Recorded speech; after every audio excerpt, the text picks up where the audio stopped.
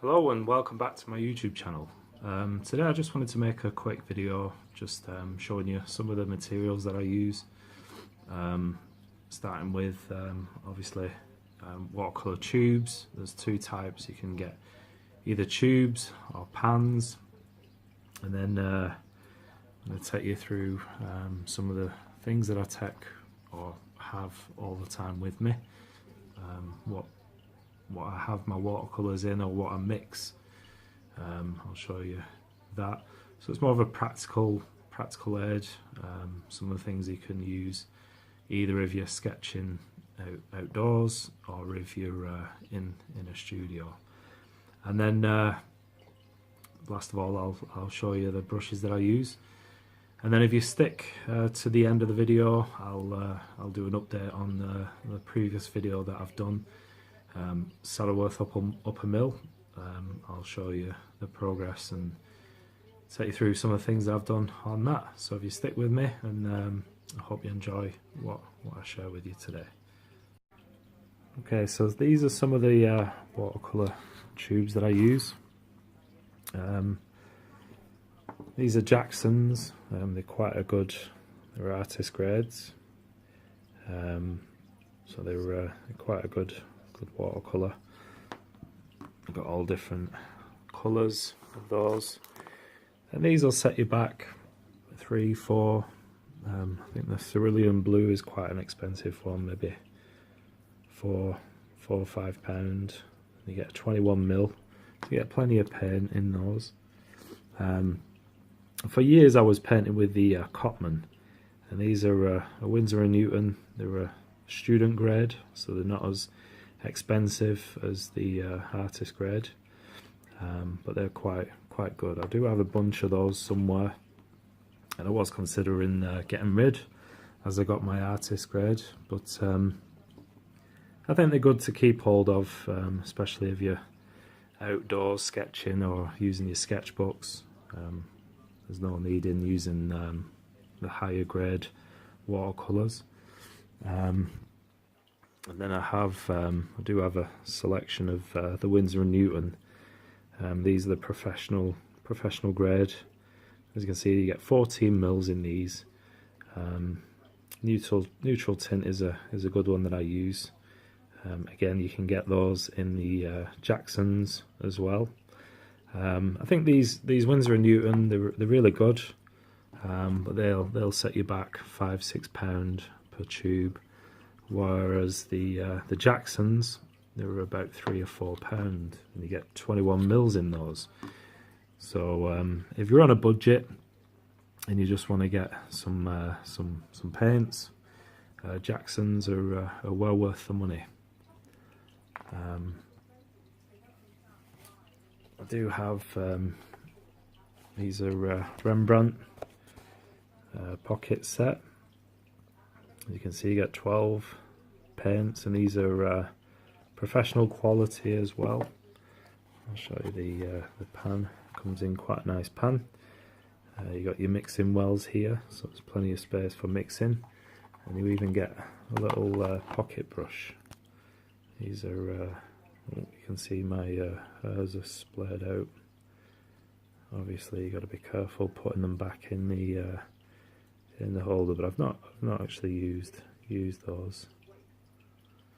So that's the Rembrandt.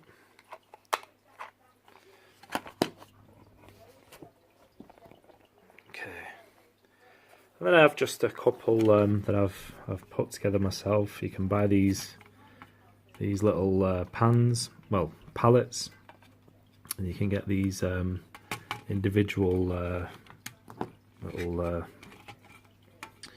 what you call them? These little containers for your watercolors. So these have actually poured. I think there are Jacksons into little wells, and you can use those. As you can see, quite a mix in your mixing areas. That's quite a nice little one, especially if you're out doing paintings. I've got another one here which I've put together again, and they're not expensive to get these palettes. Oh, you can see some of them are breaking away. I think the difference between the well, one of the differences that stand out between the artist and professional quality. These are professional quality. They're a lot softer. They're a bit tacky to touch, so they mix quite well. You just add a bit of water and straight away you get some vibrant colours. So that's another palette that I like to use. Over here I've got, this is the first set that I got, watercolours. Started off with a Cotman inside, but as I used them I got rid of the Cotman and started refilling these little holders with professional grade. So these are actually poured out from these Winsor & Newton professional quality. So all these are the professional quality that I use.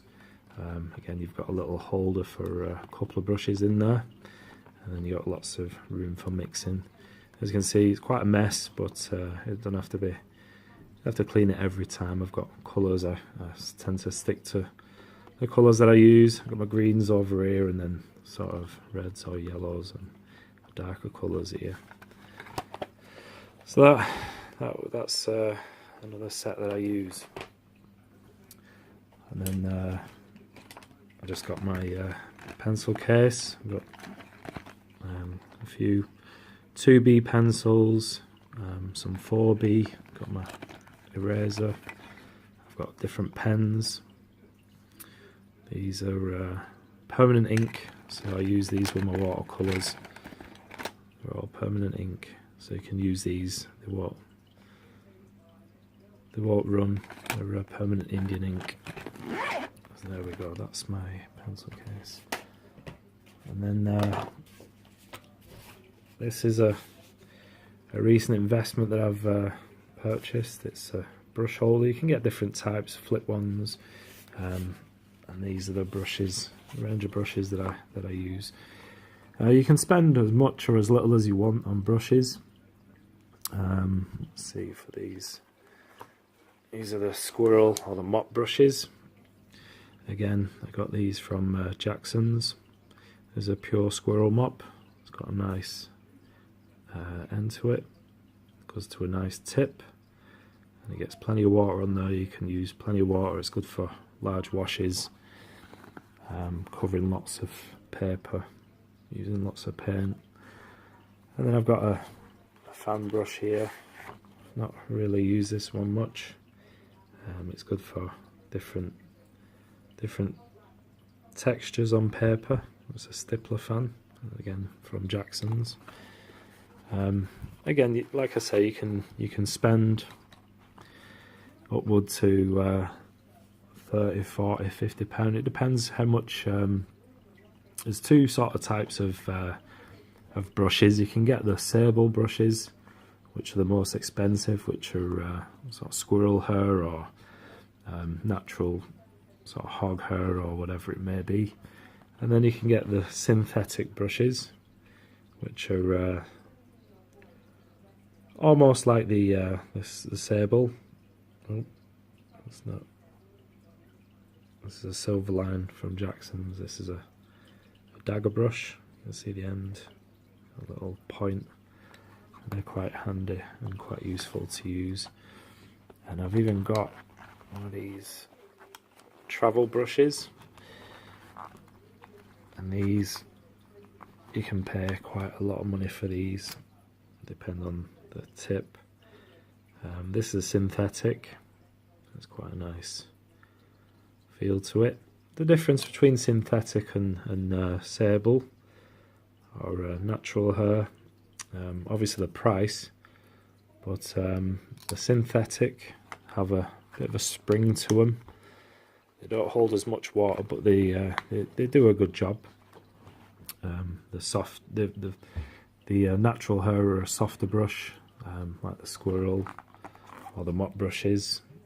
They're a softer hair, and it gets a nice covering. So that's my collection of brushes.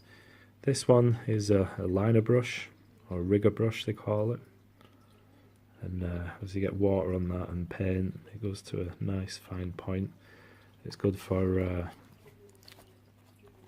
lines, line work, or trees, foliage, anything like that, grass, and even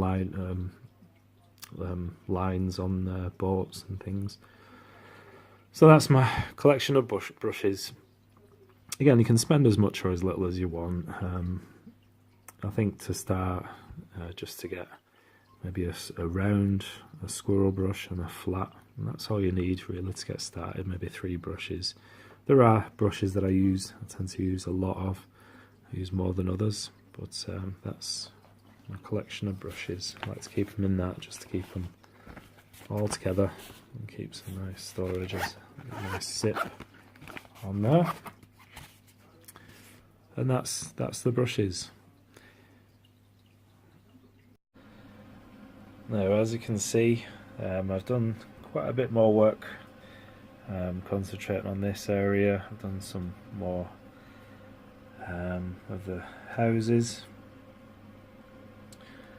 I've still got quite a lot of work to do here, putting some more tones on, and but this gives you a nice little I've also added some more darks to the trees just to bring them forward a bit, some more darks into the background.